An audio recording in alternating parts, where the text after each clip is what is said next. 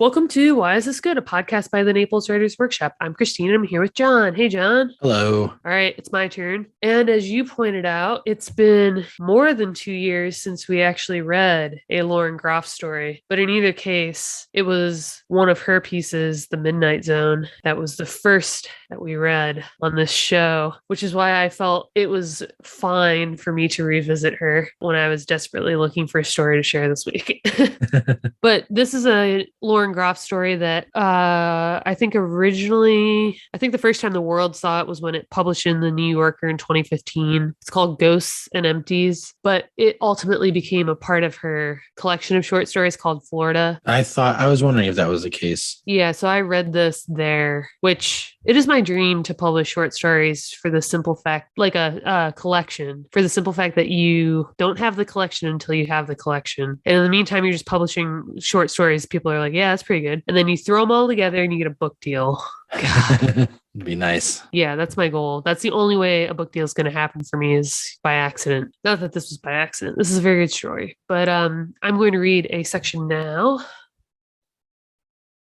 Because the nights are so cold, I share the streets with few people. There's a young couple who jog at a pace slightly slower than my fast walk. I follow them, listening to their patter of wedding plans and fights with friends. Once I forgot myself and laughed at something they said, and their faces owled, unnerved, back at me. Then they trotted faster and took the first turn they found, and I let them disappear into the black. There's an elegant, tall woman who walks a Great Dane the color of dryer lint. I am afraid that the woman is unwell because she walks rigidly, her face pulsing, as if intermittently electrified by pain. I sometimes imagine how, should I barrel around a corner to find her slumped on the ground, I would drape her over her dog, smack his withers, and watch as he, with great dignity, carried her home. There's a boy of 15 or so, tremendously fat, whose shirt is always off and who is always on the treadmill on his glassed-in porch. No matter how many times I find myself sailing past his window, there he is, his footsteps pounding so hard I can hear them from 2 blocks away. Because all the lights are on, to him there is nothing beyond the black in the window, and I wonder if he watches his reflection the way I watch him, if he sees how with each step his stomach ripples as if it were a pond into which someone had tossed a fist-sized stone.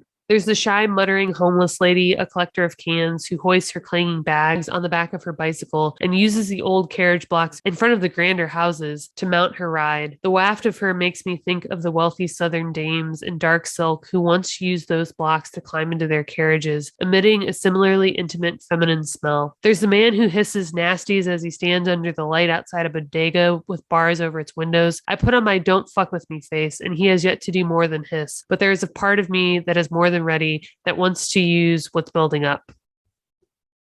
So I love Lauren Groff. If you remember our first episode, I talk about how this is probably the kind of writing that when I first read her stuff, I realized is what I hope to write. And I don't know that I'm anywhere near it, but when I read this, I think this is what I'm trying to do. I love it, love it, love it, love it. She seems to be hitting on ideas that are familiar to me as a woman probably close to her age. I think she's like mid 30s or like early 40s now. She's got like 2 kids and a husband. She lives in Florida. But like a lot of her stories that I've been reading have to do with how she moved to Florida, which I also had to do once. All of it's just like really familiar to me. So I feel like I identify with it. But also her writing style is just great. I think she's one of these people that probably comes up with a kernel of an idea, like maybe this one's about being angry and running, but then manages to make it a complete story. But there's no other plot than that. Okay. So in Midnight Zone, there was a clear plot, right? Yeah. The family goes to a cabin in the Florida wilderness. Then the dad has to leave, or he leaves the kids. She tries to change a light bulb. She passes out, and then her kids have to take care of her until he shows back up. And in the meantime, she's like likely concussed, but without a way to get out. The whole time there's a panther roaming in the Florida underbrush. You're supposed to think that that's the threat, but it turns out she's the threat. She realizes in the experience that she terrifies her children and her husband.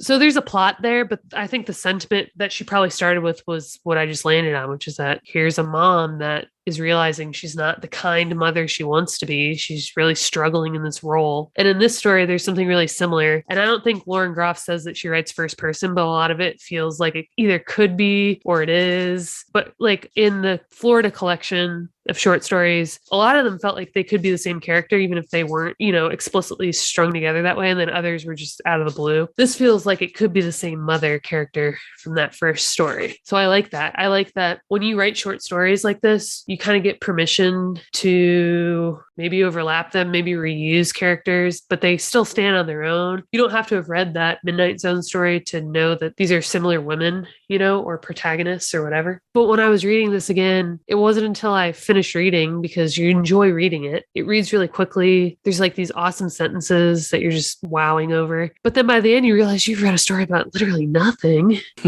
She's just listing things that she sees on her walks, which is what I wanted to read, was a section where you kind of realize after a minute that that's all she's doing and that we can all easily do that. It's just, where does it build to? And is that takeaway worth it? And I think she's one of these people that can do that regularly. It's not easy. Absolutely. Yeah, when I was reading this, I was like, oh, yeah, you used to bring a whole bunch of stories that were more like this in form. Like, I think you've described them as ruminations. You ruminate on something, and that's what it is. And I was like, we haven't read one of those in a while. This is a different form that we should revisit more. Uh-huh.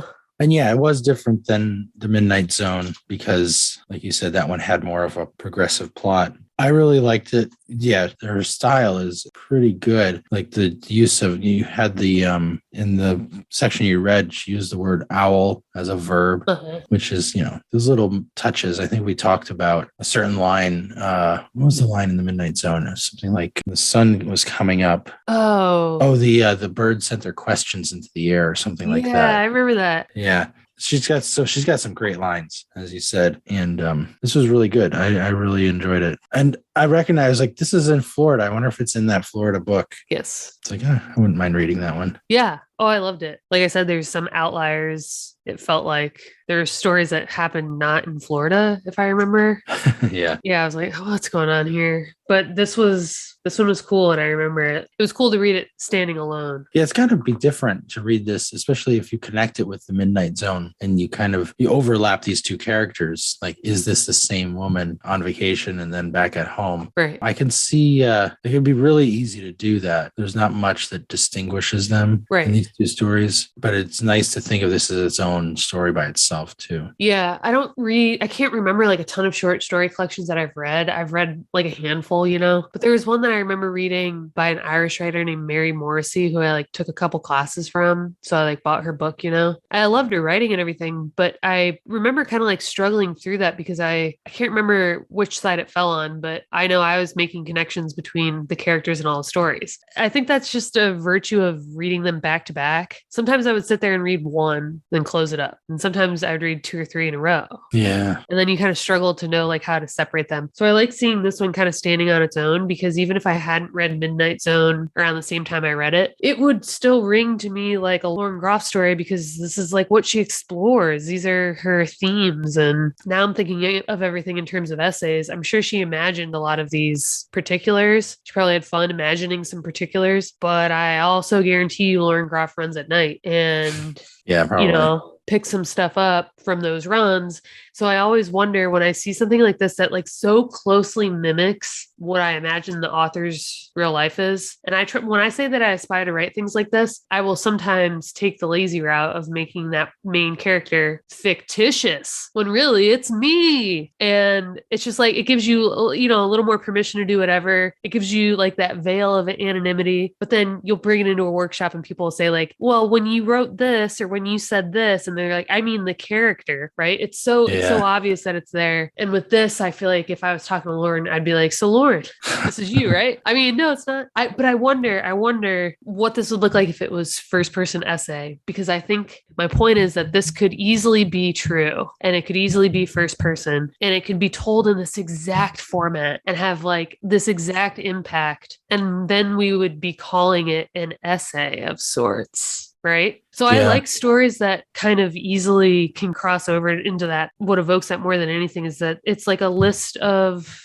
things that, like you said, just prove this rumination. And her kind of takeaway is like, I run for my mental health because right now, raising two kids and like she hints at like infidelity or something in the relationship. These things are like kind of eating away at her. And so she takes this time alone in the neighborhood to get her thoughts together and to kind of cool down. It's like her own private time. At one point, she comes home and her husband's like, why don't you go do another lap? Because she's still real heated about something. But it's just a rumination. There's not much plot other than that, right? So that's why it feels essay-ish to me. I don't know how you would describe an essay otherwise. You were talking about the story being about her and how you can kind of tell it seems to be her. It makes me think of a story I wrote recently where I took literal scenes from my own life that were completely disconnected. Yes. But all like about swimming. So it was like this one time I went swimming, this other time I went swimming. I basically told each of those scenes as they happened to me. But then I needed to make it into a story. So I made it not me. I gave the character a very specific problem and I made the swimming part of how he dealt with that problem, kind of like the way she runs to deal with her problem. And the story became not about me at all,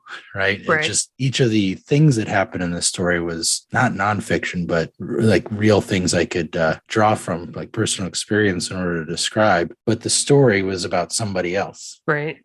Yeah, so to that point, it gives you permission to invent things. When I see things like the mention of infidelity in a story like this, I kind of assume that it's not about her husband because we know that she's married, and you wouldn't probably out your husband in a piece of fiction if you didn't have to. That'd be funny. Yeah, I mean, like, or else like without his permission. But then I imagine I would have read something by now that talked about that. You know, a Q&A with Lauren Groff about her husband. I mean, her story. Yeah, that's right. Yeah, so there's like elements where you can invent things, but yeah, I think a lot of us do what you just described, where maybe what's true to you is not enough for either an essay or for full fiction. So it's like making it fiction is what like brings it all together. Yeah, for my story, I wanted to write about swimming because I've done a lot of swimming in my life, but it wasn't a story. It was like just like, okay, I remember this one time I did this and this other time I did that. So I was like, well, who's the person in this story that would do this where it would matter? And so I had to invent a character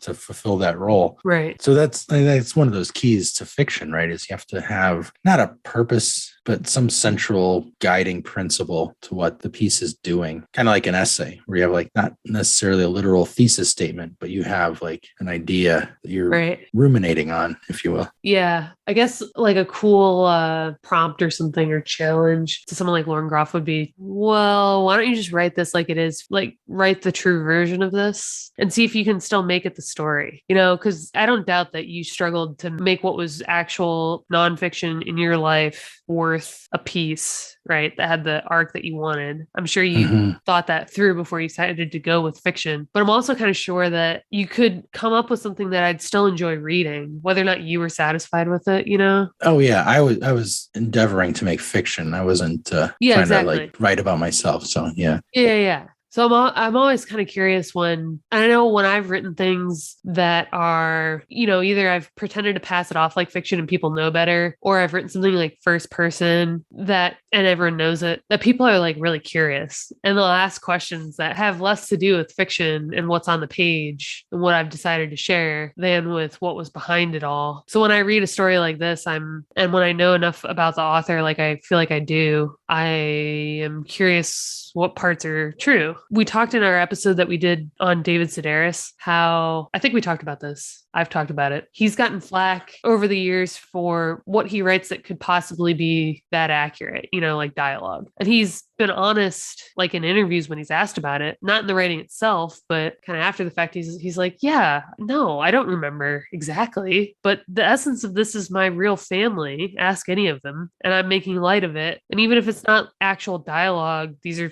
true stories, you know, even if it happened 40 years ago, I'm allowed to write about it 40 years later. It doesn't have to be in the moment for it to be first person accurate. So I don't know where I'm going with that other than here's a guy that passes everything off as being real. And still there's, you know, room for interpretation or ways that you can kind of criticize what he's offering you. You don't have to just take it at face value when it is written that way. I think it's almost more interesting too when a writer, and like I said, I've done this, wants to only give you a piece of everything. Then it's fun as the reader to think like, oh, I know there's more to it that they just didn't share. I like when I read first person stuff because then I'm just completely wrapped up in who this person really is. Yeah, that's a danger. It is, especially like if you're a private person that just wants to write fiction. Like, but I do it all the time in workshops. It's so hard in a workshop when you physically see the person, not to make them the main character of every story. Or I'll do it all the time and I'll point it out when I do because it's always funny when a man writes a story from a woman's perspective, but you don't realize it until like the third page because you're reading it in the voice of the author. Oh yeah. And yeah, so I always like when we bring stories that I know nothing about the author, or even if I know their name, I haven't like learned enough about them to make any kind of guess as to what it is I'm about to read or what kind of a perspective it could be from, because then you're just forced to like interpret this differently. So if this didn't say Lauren Groff at the top, I wouldn't be making any of these comparisons. My mind would be elsewhere. I'd be talking about something completely different. But it's like when I know who it is, it informs everything, which is, I guess, why they do blind submissions for fiction. Yeah, some venues do. Yeah. I do wonder. I mean, this is so well written that, it's obviously a winner despite who wrote it, or regardless of who wrote it. I know in a workshop setting, I have biased myself against what I'm about to read by knowing whose it is. And like sometimes I've biased myself in a way that doesn't really affect anything, but it sets up my expectations either way. Like I know what these people typically write, what they like to write. I'm primed for recognizing like common mistakes that they make, but also like common pitfalls almost, I'm just kind of like waiting for similar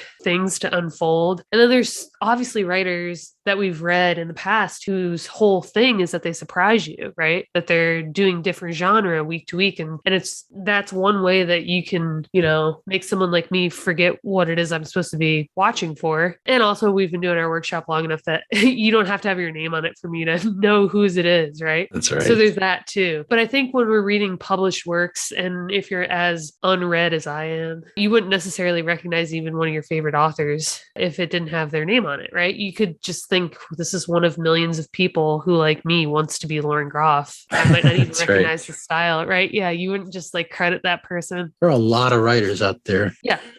Every magazine has a new name that you've never heard of before. Right. Even if they've published like 50 other stories, it's like, oh, this person's been around for 20 years and I never heard of them. Right. I don't know what my point to all of that is, other than like, I don't have advice for how to avoid that kind of bias, because I think as soon as you're conscious of it, it's hard to turn it off. You can't just like consciously tell yourself, I'm going to read this at face value. Yeah, it's kind of how our mind works. Yeah, there's no way to avoid it. It's just that I can kind of appreciate after the fact that I've made those connections kind of based on nothing other than who wrote it. Yeah.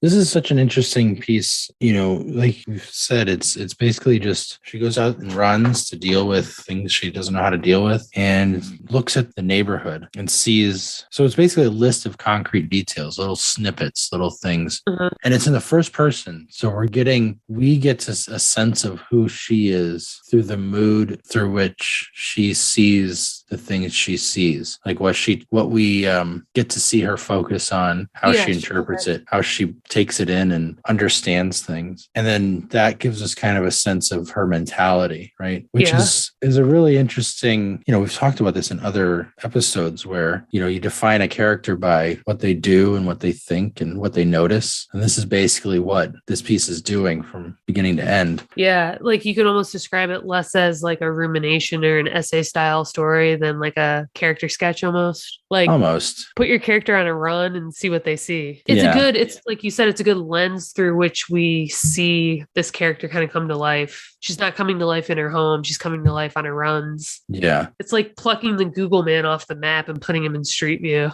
Yeah, that's right. This actually made me think like of a contrast with that story we did recently, Sea Oak, the George Saunders story. Yeah. Where in that story, when Bernie comes back from the dead, she's basically we talked about how it's like the metamorphosis when Gregor Samsa comes on stage as a bug, or when Bernie comes back from the dead. This is like a concrete metaphor for somebody's state of mind. And I think I specifically said in that episode, you could have rewritten Sea Oak as like a rumination, where the character was just thinking about their aunt and like moving through life, and like the ghost, not the literal ghost or the literal body of their aunt, but the kind of memory of their aunt influenced the way they were interacting with the world and influenced his decisions and stuff. Whereas in this story, you could think of rewriting this story with some embodiment of her inner conflict. Like every time she goes out to run, there's a shadow that she has to race against or something. Like, and she has conversations with this shadow or something like that, that would express what's being expressed here in a more concrete way. But this is doing it the opposite way. This is doing it more in the, you see her state of mind through what she notices rather than an embodied conversation that she would have with some aspect of herself. So that contrast between the two stories, kind of, you can think about different approaches to writing a character. Yeah.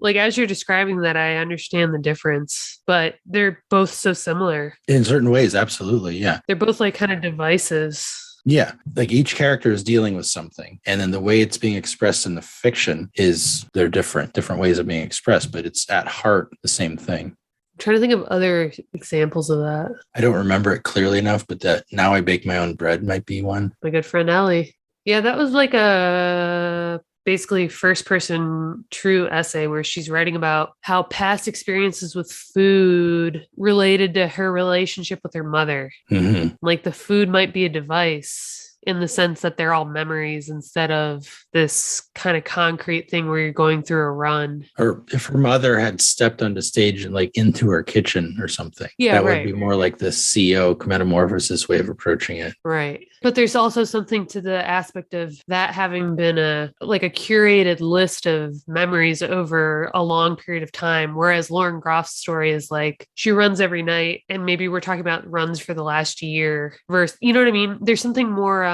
immediate about the idea of a run. It's more of a curated list, I think. I think they're similar in that they're curated lists. Yeah, they're similar in that way, but like, you know what I mean? Like one is drawing on a lifetime of experiences, and the other is drawing on a list of common occurrences on this one particular thing. It would be like if Ellie's story was 5 times I baked bread with my mother. It usually went like this, but one time it went like this. I think Lauren Groff gets away with this in a different way, is my point. Ellie's felt like a memoir, you know, and this feels like a rumination because the run is so immediate. It's so regular. It's nightly. And she's summarizing one run by explaining how they usually go. Yeah, well, I mean, the one is a snapshot and the other one is more of a, like you said, a memoir. But I think the way that they're realized are similar. Right. That makes sense. The curated list, that's a good phrase. It's like, I bet Lauren Groff had 5 or 6 other real or imagined characters that she might run into, you know, and decided which darlings to kill to prove the point, you know? Yeah, that's right. That's how this is a curated list, right? She's using those things that the character will interpret a certain way to just build upon what it is she's trying to show us about this character. So the distinction I started with was showing us a character by what they notice and what things come about in their thought processes versus bringing those thought processes into a concrete foil, more or less, that comes onto stage that they encounter. I mean, obviously the metamorphosis wasn't a foil. He just literally became a bug, but the bug, it was the family dealing with him was the story, not him dealing with himself as a bug, because he wound up dying anyway. So in Sea Oak, Bernie walking onto stage and yelling at everybody is the impetus for them reevaluating their lives, whereas it didn't need to be that way. It could have just been her death and the next 6 months of their lives normally playing out and as their thought processes went on. Well, that makes sense. To talk about that device in terms of being an impetus is like adds another layer to it, right? Because like you said, it didn't have to be the impetus. In either case, you had one. It's just, that's interesting. It's not just the device. It's also the point. It's like what launches the story. Yeah, that's right. I don't know what advice you'd give based on this, you know, like pick one. Like what is best for your story?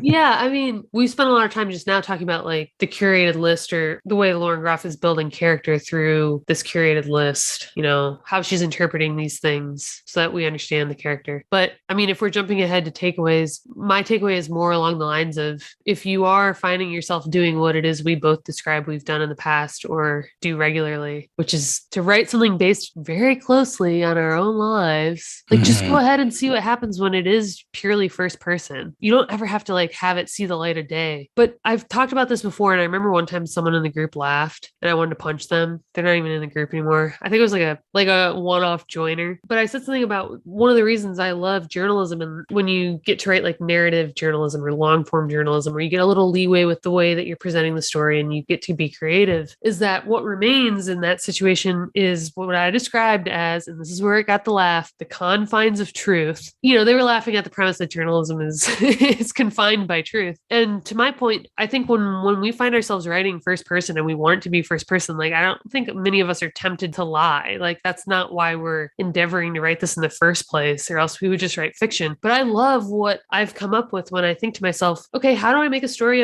about what's real? And I think a really good example of this is something I've talked about a million times, which is Modern Love, the New York Times. These are people's real stories, real life situations, but it takes a writer to present them in a way that makes you want to hear about it. You don't want to hear people bitch about their ex-husband. You don't. You've heard a million of them do it. But when you add this like literary element to it, which is what we all are striving to do, and then work within the confines of truth, you find yourself telling the story and presenting the story and using devices that make it an enjoyable read with an arc and a takeaway. So you are still exercising all of those fiction muscles. And I would argue you're forced to do them in ways that you aren't forced to do them when you think about fiction. When you think about fiction and you struggle to think about your character's motivations, or you struggle to think about where it ends up or what happens next. All of that is erased when you focus on what has actually happened to you and what actually happened next and what your motivations at the time actually were. And it's so much more fun to make that an enjoyable read for me personally than it is to brainstorm potential storylines sometimes. So like if you're one of those people that's writing stuff and people are like, is this you? Maybe try first person. Like lots of people publish essays, lots of people pay, and you'll get the same kind of praise, but it's even better, I would argue, because then when people read you, they're like, oh my God, this person's so funny. It's not the character that's funny, it's them. They're so funny. Oh, yeah. Or they're so smart, or what an exciting life. It's interesting, that story about swimming. I tried to write that many times. I had like 3 different documents, 3 different beginnings, and it just didn't work. Right. So it took inventing the character, but I definitely tried to make it my own story. Right. Like you said, writing it in the first person, those first few tries, it